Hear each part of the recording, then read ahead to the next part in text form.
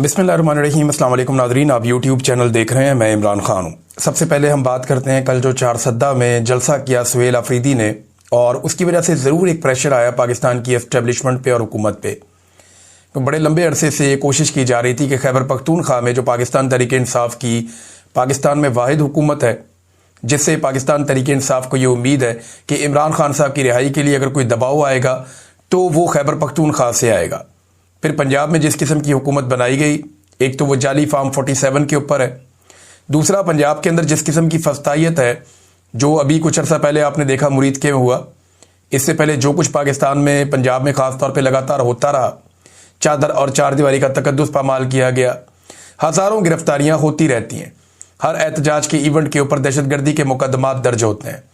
ख़ास तौर पे जो गरीब लोग हैं, कमज़ोर लोग हैं, मिडिल क्लास के, उनके घरों का सामान तोड़ा जाता है ताकि वो सियासत से बाज रहें।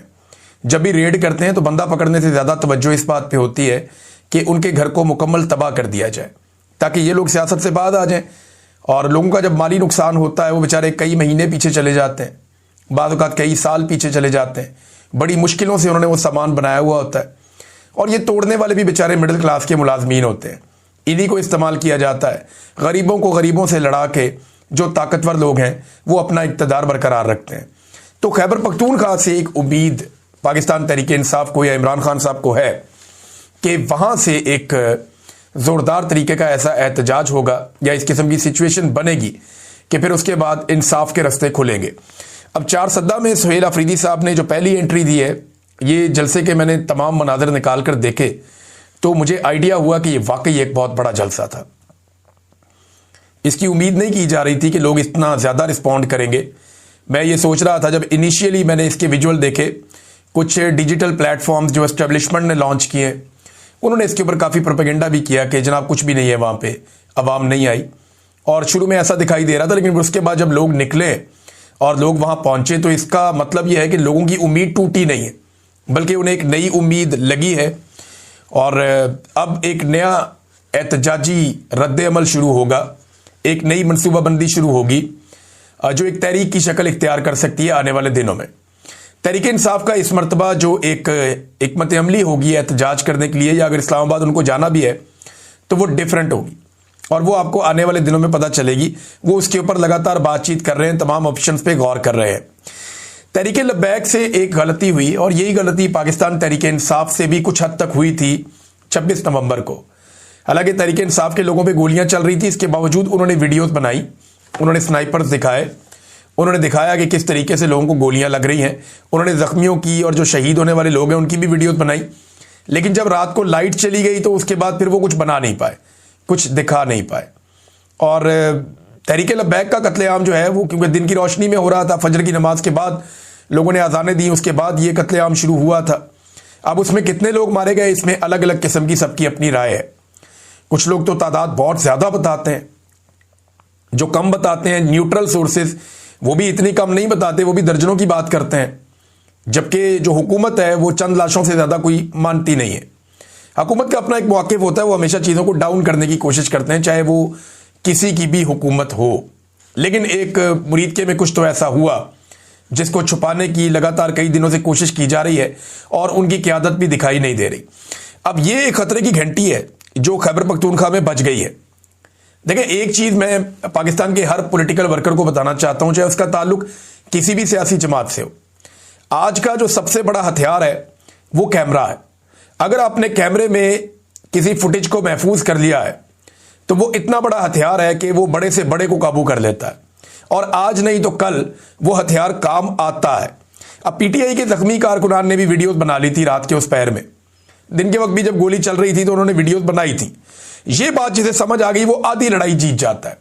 जिसे ये बात समझ आ गई कि कैमरा कितना बड़ा हथियार है, वो आधी लड़ाई जीत जाता है। टीएलपी के वहां से बहुत सारी वीडियोस आई, लेकिन बहुत सारी वीडियोस वो नहीं बना पाए, और अगर बनाई हैं तो वो अभी तक सामने नहीं आ रही। हो सकता है फ्यूचर में हम कुछ और चीजें देखें।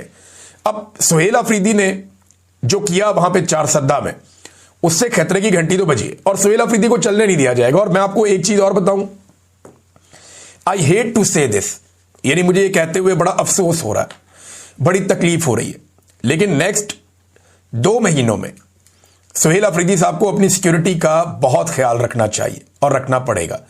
पाकिस्तान में जो टॉप 5 लोग खतरे में हैं, जिनकी जान खतरे में है, उनमें एक सुहेल अफरीदी भी है। और मैं अगले 2 महीनों की अगर बात कर रहा हूं तो आप सब समझदार हैं, आप सबको आइडिया है कि अक्टूबर और नवंबर का महीना पाकिस्तान में बहुत डेडली होता है।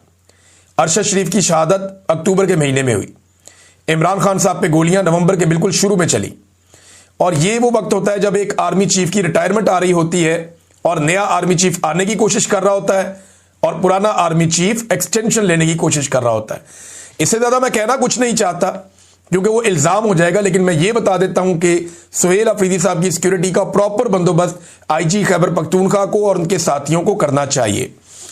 आज एक कबायली जरगा भी होने जा रहा है और ये जिला खैबर बाड़ा में होने जा रहा है, और ये तारीखी अमन जरगा है। इसके अंदर कौमी मशरान, सियासी मशरान, उलमा इकराम, तलबा तंजीमें, सिविल सोसाइटी और हर मकतबा फ़िक्र से ताल्लुक़ रखने वाले सिविलियंस इस जरगे में शिरकत करेंगे।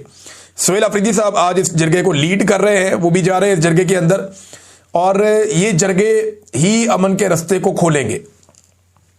यहीं पे जो फैसले होंगे, देखिए इन जरगों में मेरे ख्याल में नफरत वाला सिलसिला खत्म होना चाहिए रियासत की जानिब से पहले, और फिर जो जरगे के अंदर कबायली लोग मौजूद हैं उनकी जानिब से बाद में। पहले रिस्पॉन्सिबिलिटी जो है वो रियासत की होती है, वो भी अपने अल्फाज के चुनाव में एहतियात करें, अपने इक़दामात में सबको एतमाद में लें। और दूसरी जानिब फिर जो अवाम है वो तो हमेशा से चलना चाहती है, हमेशा से पाकिस्तान को बेहतर देखना चाहती है, तो रास्ता निकल आएगा। लेकिन 3 चीज़ें बहुत ज़रूरी हैं पाकिस्तान में अमन कायम करने के लिए। आज मैं आपके सामने अपना एनालिसिस रख लेता हूं, और इन 3 चीज़ों से बाहर अमन नहीं आएगा। आपको अगर बलूचिस्तान में अमन लेकर आना है तो आपको 3 चीज़ें करनी पड़ेंगी। नंबर 1, सियासी हल इसका निकालना पड़ेगा। सियासी हल क्या होता है? आप मुलाकातें करें पॉलिटिकल लोगों से, आप ओनरशिप लें, सियासी लोग इसकी ओनरशिप आगे बढ़ के लें, और हौसला अफजाई करें उन सियासी लोगों की जो सियासत पे आगे बैठ के बात करना चाहते हैं, चाहे वो नौजवान है चाहे वो खवातीन है, उनका डायलॉग में शामिल करें।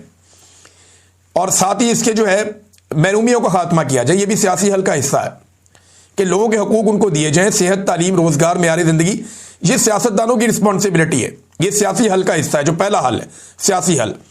और इसी हल के अंदर बयानिए का तोड़ है ताकत के इस्तेमाल से नहीं, दलील के इस्तेमाल से। ताकत के इस्तेमाल से आप बयानिए का मुकाबला नहीं कर सकते, आपको दलील की बुनियाद पे बयानिए का मुकाबला करना है, और वो तभी होगा जब सियासी हल निकाला जाएगा, लोगों को उनके हुकूक दिए जाएंगे, तो फिर बयानिया जो है वो टूटना शुरू हो जाएगा। वो बयानिया आएगा जो रियासत का बयानिया होगा, लेकिन दलील के साथ, ताकत के साथ नहीं। तो पहला हल इसका जो है वो सियासी हल है, सबसे पहले ये काम करना पड़ेगा।